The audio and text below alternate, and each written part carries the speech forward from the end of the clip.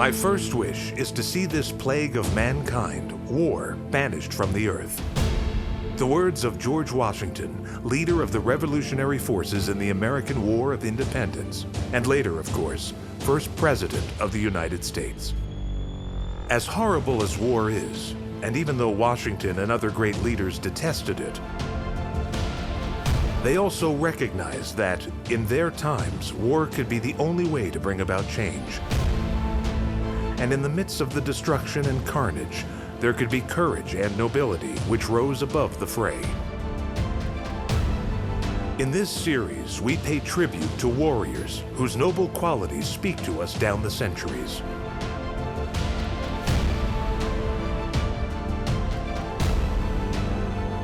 Whether fighting the good fight or defending a lost cause, they followed the warrior's way.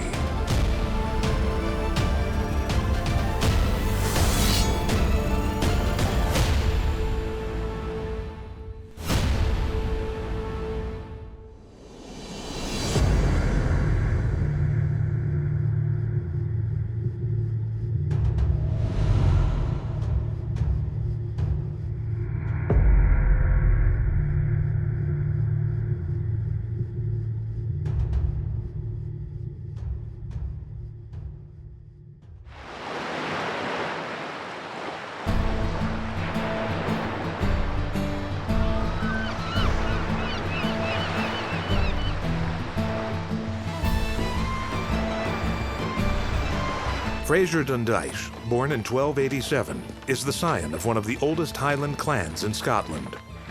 A young man with heroes to admire and a reputation to live up to. For Fraser and all Scottish clansmen, the warrior's way is a lifetime commitment. The Highland Warriors are one element of a larger Scottish military representation. Highland Warriors, I suppose, are men who are raised in war. They're trained from quite an early age in war. They live within quite a militaristic society, a society that oftentimes farms at one point in the year and fights in another part of the year. Sometimes that's local. Within Scotland, there's inter-clan disputes. But at other times, they hire themselves out as mercenary warriors. Scottish Clansmen seem to be all our ancestors, aren't they? Every single one of us has a bit of Scotland in us. The year before Fraser's birth, in 1286, it had been decreed that all Scottish freemen were obliged to do 40 days a year of what we'd call today national service.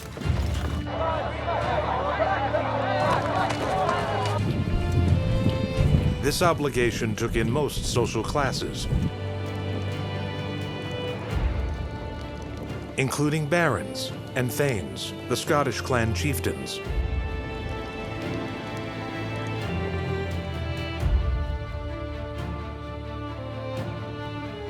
So the king could call upon his tenants-in-chief to provide a number of soldiers per year.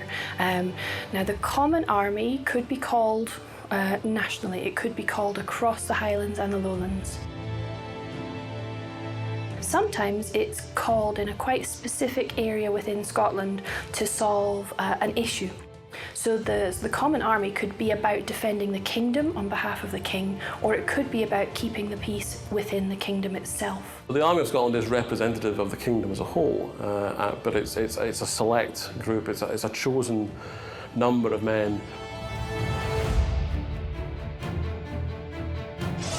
The Scottish warrior going to war for his independence, fighting like a proverbial warrior poet, whatever the odds against him.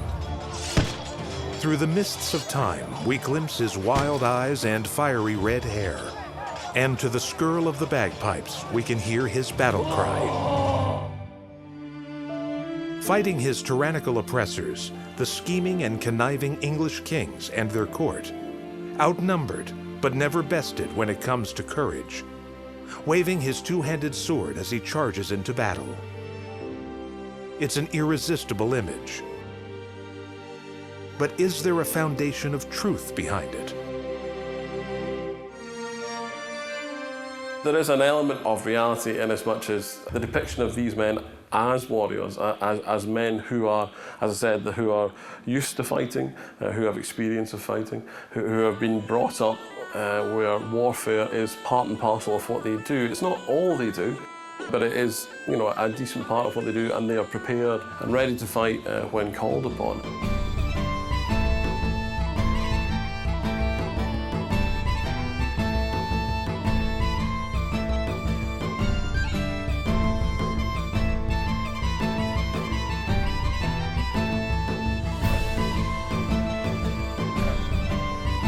Fraser Dundich's story is centered around the Scottish Wars of Independence in the late 13th, early 14th centuries.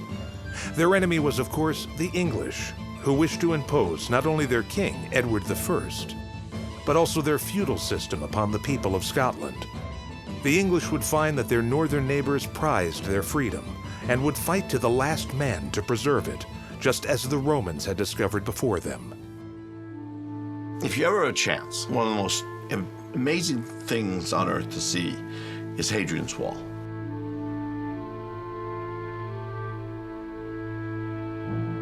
In its existence today, 2,000 years from when it was built, it still is this impressive structure that cut off all of Scotland, 70 miles long. All of Scotland. People walk it all the day, every day.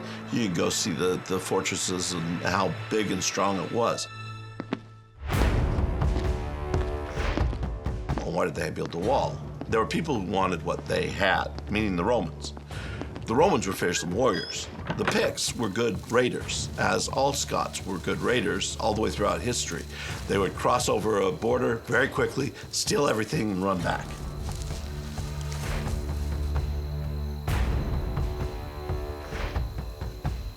The Roman sources do talk about the Picts as being a difficult opponent. And in some ways, they're doing some of the guerrilla tactics we are so famously associating with the Wars of Independence or any of these border skirmishes with the English.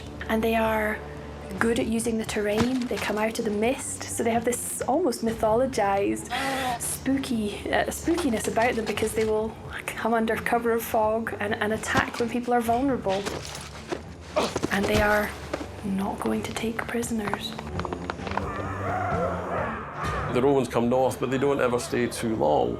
And so once the Romans are away again, the Picts are able to then raid south into Roman Britain. And so you have something like, you know, Hadrian's Wall being established in part as a defensive measure to try and keep the Picts and others out. But apparently the Picts are also quite well catered for in terms of naval resources. So ironically, they're able to bypass the wall and attack northeastern England by sea. Hadrian's Wall certainly did not stop the Picts from raiding Roman settlements.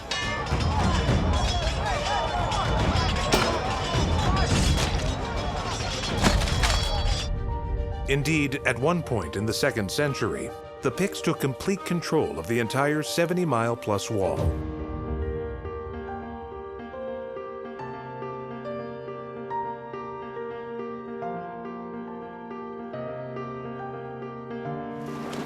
Later, even the Vikings approached Scotland with a degree of caution. However, Vikings did eventually settle in Scotland, mixing their own fierce warrior blood with that of the Picts. By the time Fraser Dundish is born, the Scots' reputation for ferocity is well established. So, for example, we have a 12th century chronicler, Aelred of Rievaulx, and he's a Cistercian abbot. He's writing from Rievaulx Abbey in Yorkshire. And he records these amazing battles between the English and the Scots, and he describes the Scottish behaviour. And he uses all of the tropes, the normal words that we would associate with the Scottish warrior. Savage, barbaric, brutal, unrelenting, all of those things are in his sources. He goes a step further. He particularly singles out the Galwegians, so the men of Galloway, and this is a really interesting choice. He calls them baby killers. He said and some of his fellow chroniclers, they make these descriptions of the men of Galloway not nice, crushing babies beneath the hooves of their horses' feet, ripping fetuses out from pregnant women's stomachs, and dashing the fetus on stones, murdering, raping, setting fires. Like later Hollywood producers, medieval scribes did not always let the facts stand in the way of a good, blood-curdling story. But there's no doubt that medieval Scots were fearsome warriors. Their reputation was well-founded. However, before the Wars of Independence, most of their fighting involved one Scots clan pitted against another.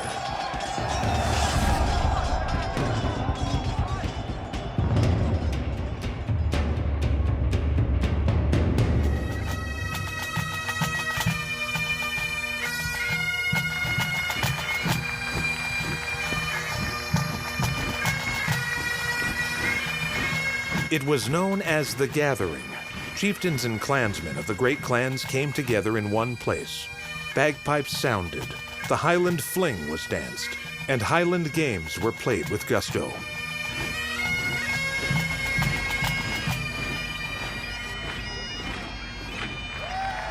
Contests, such as the tossing of the caber, where competitors see who can throw a 20-foot pole the furthest distance, and hammer throwing.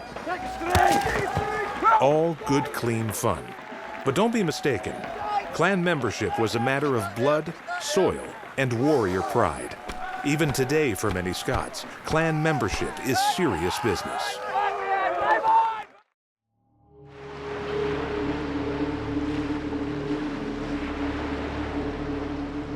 For Fraser Dundish, at large during the turn of the 12th and 13th century, clan membership was everything. Born into one of Scotland's first major clans, his loyalty to clan comes before loyalty to country, and certainly before any crown.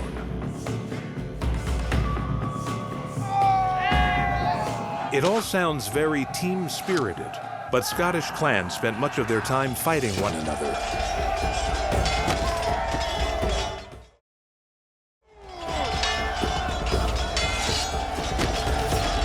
They lived off the land and the cattle that grazed upon it, so most of their disputes were over territory and livestock. These disputes could be bitter and bloody.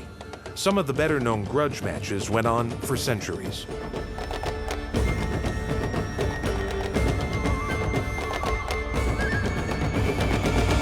Two of these were the Campbells and MacDonalds. We don't understand why. We really don't have any records. There's a lot of different mythical ideas that one cow was stolen here, or one person was raped here, or one person was killed here. Pretty much like any feud, it starts, and then it continues on because nobody will stop it. This one continued on for centuries. It's an excellent example, one of the longest lasting ones. And in fact, they still have a saying, never trust a Campbell, because of how the Campbell-MacDonald rivalry ended. Somebody like James VI is trying to solve what he calls his Highland problem. And so you get into the 18th century, you have the massacre at Glencoe, which is one of the more infamous ones, where the MacDonalds let the Campbell agents in and put them up for the night and give them hospitality, and then the Campbells murdered them in their beds. This was the bitter end of a clan feud that had begun in the 13th century and lasted at least 500 years. It's a bit of a depressing thing that one of the defining characteristics is not letting a grudge go, but we've got so much evidence of families who make it their business to hate another family for a period of several hundred years. So quite simply, the dispute between the Campbells and the MacDonalds is about power and proximity. They are neighbouring clans in the west coast.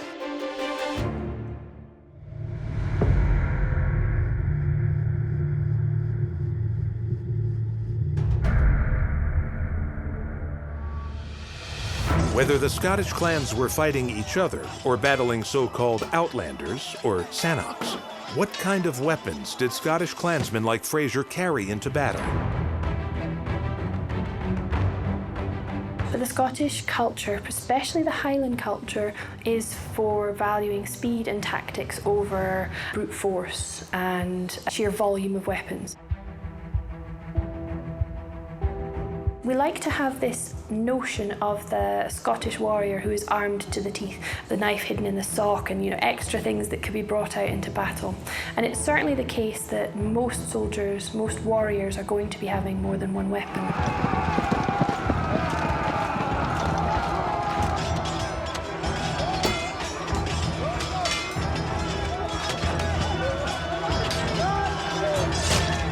So swords probably, but certainly spears are absolutely a classic part of warfare across the Middle Ages, and the West Highlands or the Highlands are no different. But also things like axes, very much the West Highlands in particular are quite known for the axe, sometimes with a long shaft, so it's not a hand axe, it's a two-handed, almost like a spear but with an axe head on the end.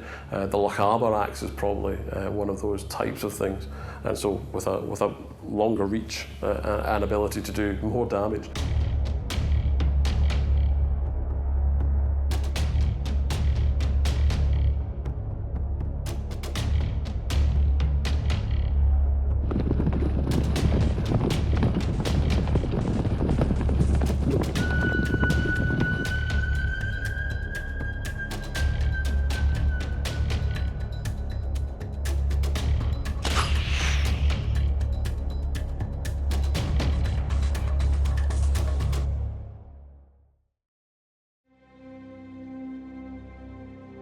Fraser spends a lot of time learning how to use this array of weapons as a matter of survival, but also a matter of pride. It's not difficult to see how a pike could inflict mortal wounds. The Scots carried several variations on the pike. There was the flail, the glaive, and the Highland halberd, also known as the Lochaber axe, essentially an axe on the end of a long pole. These were weapons capable of felling an armored knight from his horse with one blow. Pikes were central to a Scots battle tactic known as the Schiltron. Foot soldiers carrying pikes formed a rectangle or oval, their weapons tilted outwards, so as to present a sharp fence to attackers. So the Schiltron is a very exciting piece of technology, and it's a very successful tool in the Scottish arsenal. It requires incredible precision and training. The Schiltron needs to be drilled in order to be effective, and it's like the Anglo-Saxon shield wall or the Roman phalanx. It requires on the group functioning and not breaking down. So it is very difficult to penetrate at close quarters. Any Scots warrior who was really armed to the teeth probably had to bring his own weapons. Case in point, in the year 1318, Robert the Bruce decreed that any man who owned goods equivalent to the value of a cow should supply their own spear, sword, or bow and arrow with 24 arrows. As for his attire, in the Hollywood history of Scotland, the warriors who fought with William Wallace and Robert the Bruce were all wearing kilts. But is this another case of not letting the truth get in the way of a good story?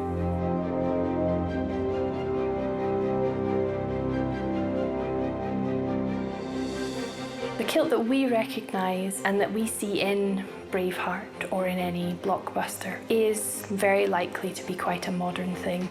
The common story that's told is that it's the creation of Thomas Rawlinson, an industrialist and inventor in 1720, and he's English. So this would be the skirt-only piece. What we know is that in the Highlands, people are wearing a plaid, that it is a much longer and larger piece of material, and that it's designed to be able to protect people from the elements. And if you think about where they are, bare legs is not necessarily going to be very nice, especially at night. So to have a longer piece of equipment that you can drape round yourself and stay warmer is going to be an advantage.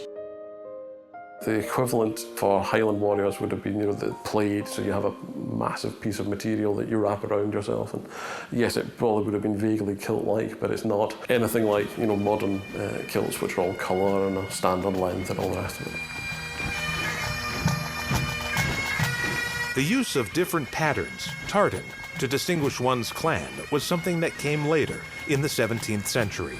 Some Highlanders were not only bare-legged, but also barefoot, even throughout the freezing cold of the Scottish winter. The reputation for toughness of these feral fighting men was clearly well-deserved.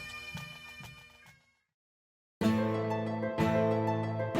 Scots would need all the toughness they could muster in the half-century of wars between 1296 and 1346. The accidental deaths of King Alexander III and his supposed successor, Margaret, Maid of Norway, had left Scotland without a monarch.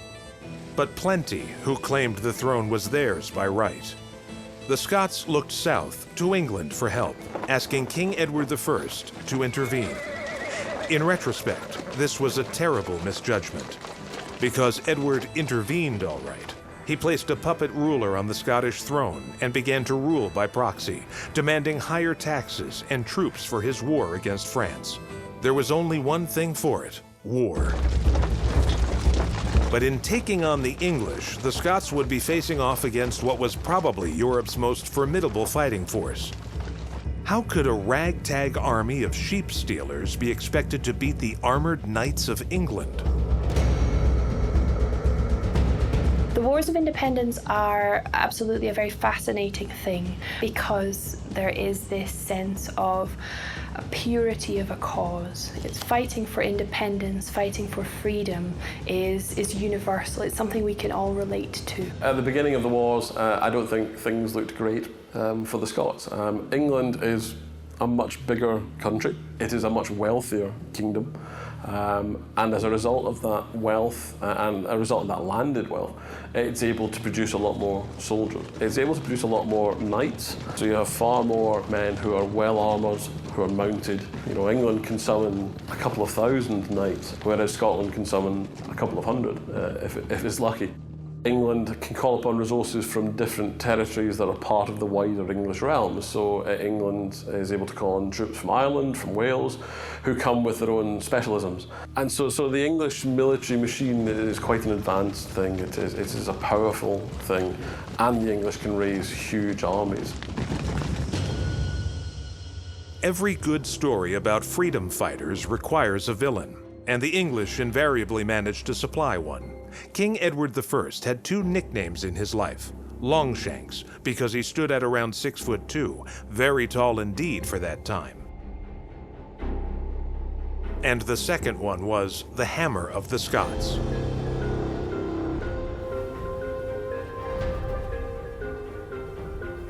It was on his orders that the Scottish border town of Berwick was sacked and its people brutalized.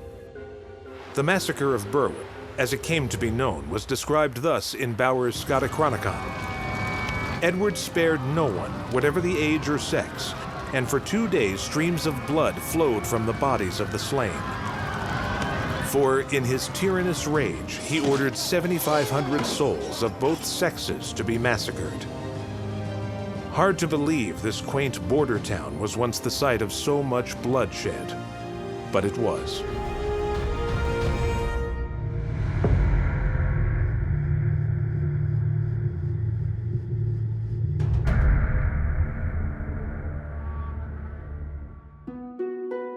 If ever there was a time for heroes, this was it. Step forward, William Wallace, Robert the Bruce, and in his own modest way, our own Fraser Dundish.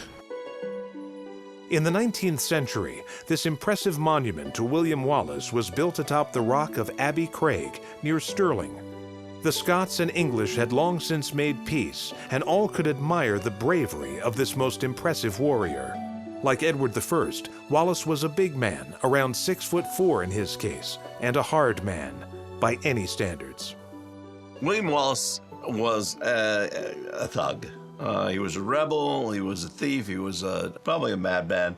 His rebellion gets going primarily because he's successful at unifying certain other madmen, certain other thieves, certain other thugs go against the English, and because they have this great victory at Stirling Bridge. With his lightning raids on the English, William Wallace did much to restore his people's pride and the dream of an independent Scotland. Around a year after the massacre at Berwick in 1297, William Wallace had gone a long way to driving English forces from Scottish lands.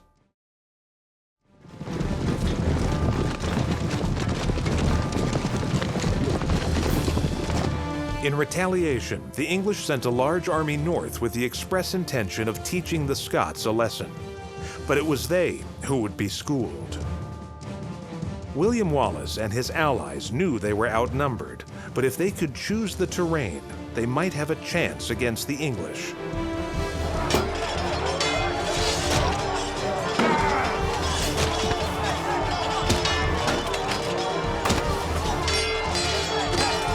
And here it is, Stirling Bridge, the only place for miles where an invading army could bring its supply wagons. If the Scots attacked here, the English would be left with two not very good options: either to stand and fight at the crossing or withdraw, leaving northern Scotland to the Highlanders. So the Battle of Stirling Bridge is an excellent example of where the Scots can really excel, because they size up the geography, they make a stand at a very strategic point, and they wait. They don't go and rush to meet the English. They wait around the corner behind a hill, and they are poised and ready to flood down as quickly as possible and massacre them. The Stirling Bridge was so narrow that only two people on horseback could travel at the same time. And the English army was enormous. It would have taken them hours to cross the bridge. It's only partially a battle, I suppose. It's an ambush.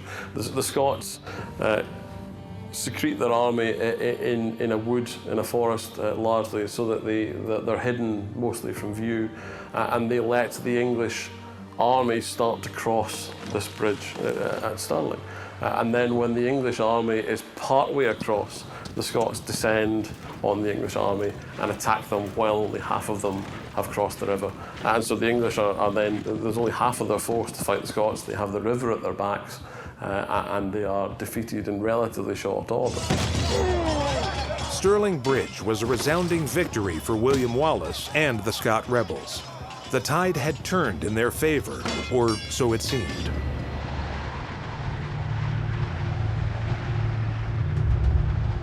In the wake of Stirling Bridge, the Scots go and raid into England, threatening even somewhere like York.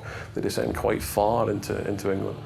And so that very much takes the war to England again, just when the English have thought that the war is over, effectively. Of course, the English will come back, but for that kind of short period of time, the Scots seem to have the upper hand. King Edward was not going to tolerate this rebellion for long. Less than a year later, in July 1298, the English would have their revenge on Wallace at the Battle of Falkirk. And this time, it was they who made use of a tactical advantage: the longbow. Scots get lured onto marshy ground at Falkirk, rather stupid maneuver by William Wallace, where Edward is able to lure his major portion of the troops into ground that they couldn't move across very effectively, and then Edward stood back with his longbowmen, and they launched arrow upon arrow upon arrow onto him, and they were poorly armored and thus completely defeated rather quickly. This is a very different battle from Stirling Bridge. This isn't an ambush, this is a proper set piece. And the Scottish army at Falkirk, Wallace decides to put the Scots into a series of divisions called Schiltrons. And so you have your infantry in a large body, all armed with spears, and those spears are then pointed out the way. And so it forms something like a hedgehog, so that the English cavalry, if it attacks those standing groups, can't break through. And indeed, the horses and the knights will hit the spears before they ever get to the soldiers. And this is what happened. The English charge time and again against the Scottish divisions, but without any effect. And the Scots are holding firm, and it looks like it might be going the Scottish way. But at that point, Edward I makes the decision to withdraw the cavalry and bring forward his archers. And the archers then proceed to pour missile fire into the Scottish divisions. And the Scottish infantry are not well enough protected to withstand that sort of attack. Once the English longbowmen created gaps in the Scottish defenses, their cavalry swept in, and the Scots turned and ran for their lives. William Wallace would remain on the run for nearly 8 years before he was betrayed, captured, and taken to London to be tried for treason in 1305. He was sentenced to death, but the execution was barbaric, even by the standards of the day. After being dragged naked through the streets by a horse, Wallace was hung. Then, while still alive, he was eviscerated, castrated, and finally beheaded, drawn, and quartered. His head and body parts put on display to discourage anyone else with similar ideas of rebellion. But for the Scots, being the contrarians they are, it had the opposite effect.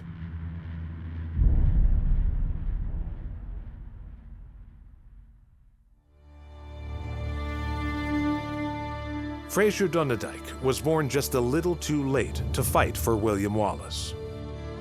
But he surely would have if he could have. But as the horror of Wallace's trial and execution sunk in, another Scottish clansman was stepping up to take his place. Robert the Bruce, Scotland's most famous warrior king.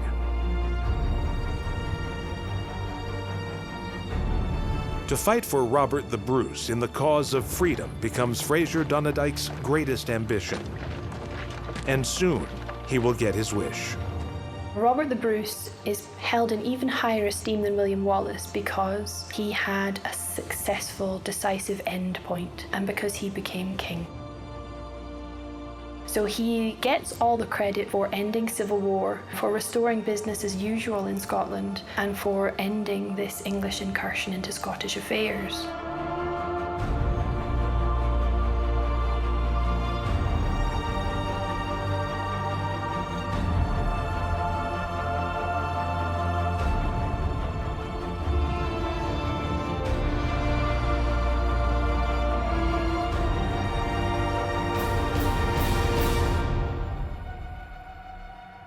Robert the Bruce was as ambitious as he was brave, ruthless as he was resolute. In some respects, Bruce was like a Macbeth who got away with it. Exhibit A, he killed his main rival for the Scottish crown, John the Red Comyn. Not on the field of battle, but in a church. The Franciscan church at Dumfries, to be precise.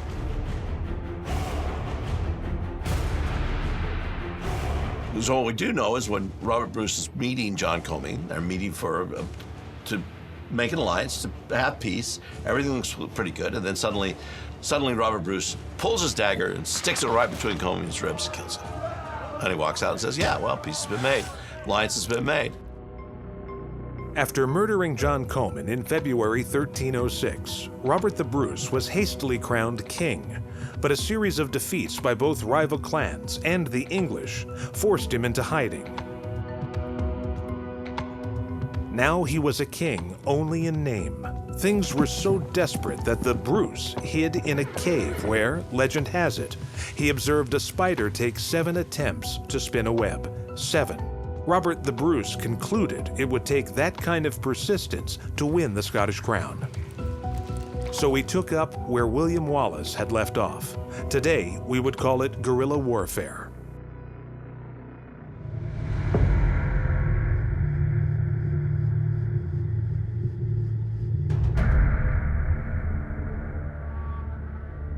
In their battle for independence against their hated English overlords, the Scottish clans are determined to follow the example set by their fallen hero, William Wallace,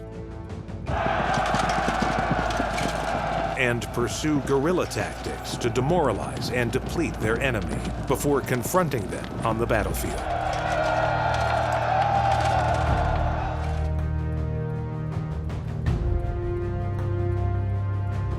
Certainly to the English opponents in the medieval period, guerrilla warfare tactics were not playing by the rules. So they're not chivalric, they're not meeting at a battlefield out in the open, but they are relying on their strengths. And to a lot of English chroniclers in particular, this isn't on. And it allows them to build up this portrayal of the savage, barbaric, uncivilized Scot because there is such a contrast in behaviour in battle.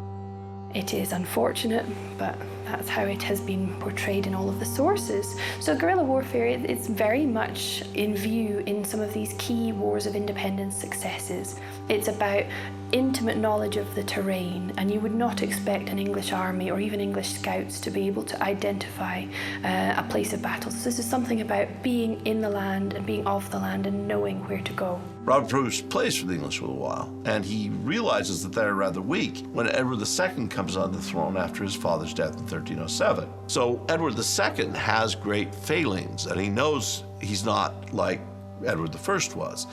So Robert Bruce rebels. He's not particularly successful at the beginning, but he catches the same spirit, and he catches some of the same men who had fought with William Wallace, and they start unifying and coming around him. Confronting the English army in the open field was at first out of the question, so Bruce staged a series of surprise attacks on castles held by the English. And it is during one such attack that we'll see Fraser prove his mettle. With his small band of warriors, Fraser waits until nightfall, and then they scaled the fortress walls with grappling hooks and rope ladders. A few men can now sneak inside and open the gates to larger bodies of bloodthirsty Scots who rush in and literally catch the English while they are sleeping. These kind of attacks not only returned castles to the Scots, but also deprived the English of key bases and supplies. The American General Patton once famously advised would-be leaders to, quote, "do everything you ask of those you command." And in the winter of 1313 at Perth Castle, Robert the Bruce showed his personal courage by wading across an ice-cold moat before climbing up a rope ladder and opening the gates. Fraser, of course, will follow wherever the Bruce leads. Well, you have the example at Perth where the Scots swam across the moat. Bruce is there with them, swimming across the moat to deploy these special scaling ladders they've had developed so they can chuck the ladders over the wall, climb over the wall when in darkness when the castle garrison doesn't expect it, and to capture it. The Scots disguise themselves as cowherds, bringing the cattle back into a castle in the evening. Then when they're in the gate, they use a cart to prop open the portcullis and to stop them shutting that so they can get in.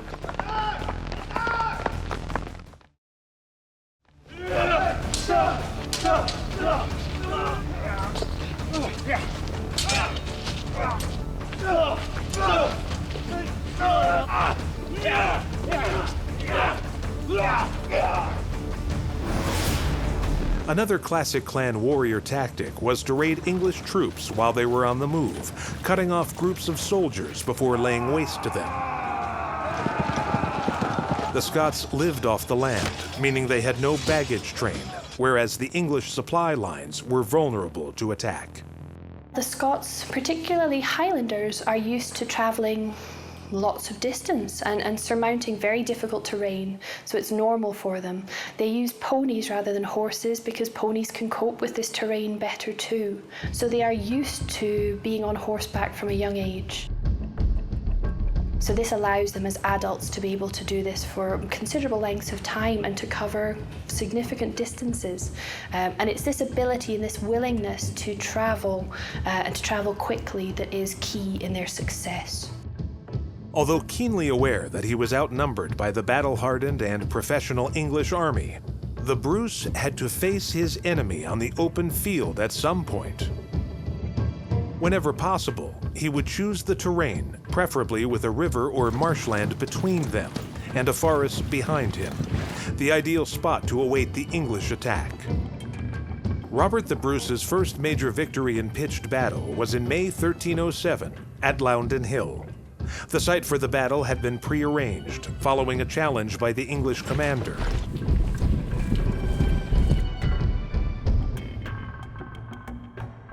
Although Bruce was severely outnumbered, the prior notification of where the battle was to take place gave him and his troops ample time to prepare the ground to their advantage and to suit their tactics. So the Battle of Loudon Hill is very much marking a change in how Robert the Bruce is commanding his army. He's learned from the catastrophic defeat, the defeat that spawns the Spider legend. He's learned to control the terrain. He's learned that he cannot best the English army even with his superior numbers. So he needs to be very careful about how he marks out a battlefield and how his Scottish troops approach the English troops. So that means waiting until the right moment, ideally controlling the higher ground, restricting how many English can advance at one time, and then moving very quickly and striking to eliminate as many English soldiers as possible. So we really see him identifying his style of military leadership, and it is very successful. Most of the English had been on horseback at Loudon Hill, so those not trapped in the specially prepared ditches fled the scene of battle from the bloodthirsty Scots, who were principally on foot.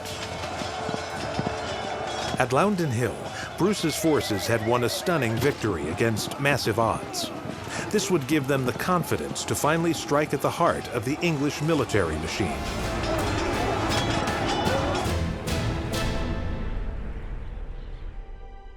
The English and Scots would meet again in open battle around a year later. But it was apparent that the English had not learned their lesson. On the 23rd and 24th of June 1308, at a place called Bannockburn, over 2 days of bitter combat, the English cavalry repeatedly tried to break the Scottish defenses, but to no avail. Bannockburn was also said to be the beginning of a new type of warfare in medieval Europe, where infantry and not cavalry dominated the battlefield. Falkirk kept his Schiltrons stationary, roped together, penned in so that they can't go anywhere. Bruce had his troops being mobile, and his Schiltrons moved forward and took the attack to the English. But with that same hedgehog-like idea, the English can't break the Scottish Schiltrons down. The English cavalry is caught with the Schiltrons in front of it and its own infantry behind it. It can't bring the infantry up, fight against the Scots hand to hand, because the cavalry's in the way.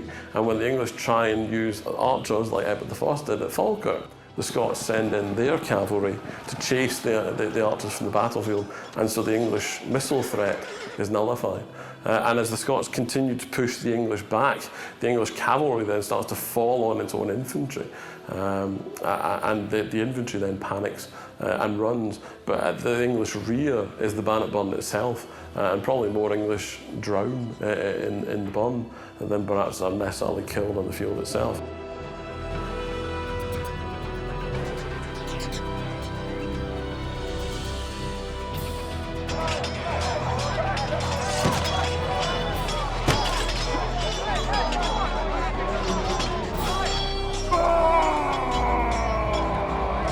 "15 years after Bannockburn, Robert the Bruce, Scotland's greatest warrior king, died of natural causes. And then, just as he had wished, his heart was carried into battle to inspire the Scots onto acts of bravery. This, rather than Wallace, was the beginning of the Braveheart legend.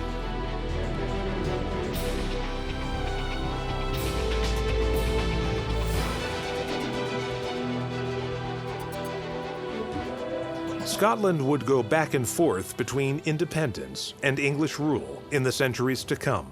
In the 18th century, the Jacobites, as they were known, had their eye not only on Scotland, but the British throne itself, with a series of rebellions in Scotland in 1715, 1719, and 1745.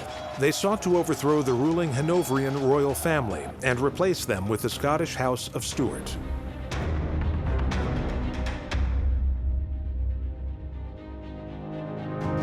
Like their medieval clan forebears, the Scots rebels of the 18th century would supply history with their own share of heroes, tragedy, and romance.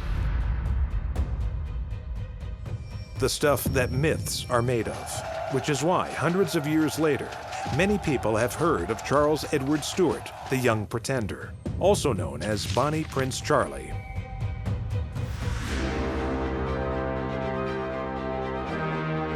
After some initial successes, Charles Stuart's army of Jacobite rebels faced the English at the Battle of Culloden in 1745. This was to be the last ever pitched battle fought on the British Isles.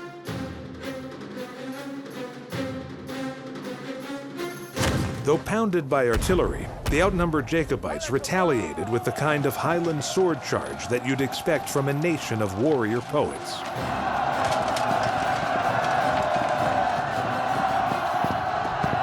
But this time, the English line held firm. The Jacobite army was routed, and the Bonnie Prince escaped to the continent. After the battle, wounded Highlanders were bayoneted where they lay, and any fleeing soldiers hunted down and murdered. A period of brutal repression followed in the Highlands. The wearing of the kilt and playing of the bagpipes was banned. The English tried to break up the old clan system entirely, but though they might suppress their traditions, they would never break the Scots' warrior spirit.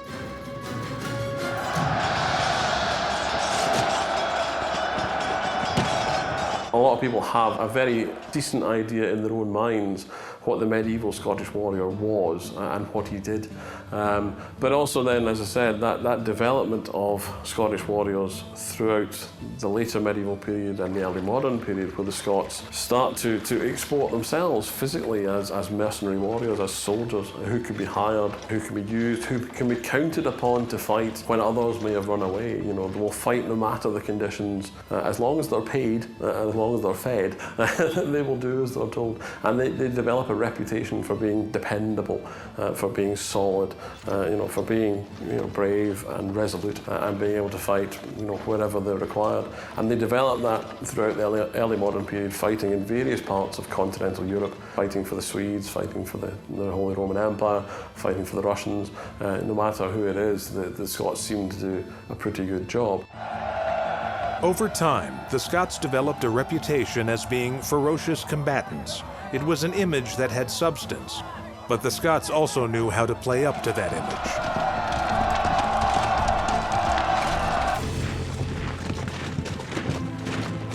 In the campaign before Waterloo, in 1815, the 79th Cameron Highlanders found some spare breastplates from French soldiers, and they make them into frying pans. So they're cooking some steaks, and they invite some Belgian soldiers to come and share a meal with them.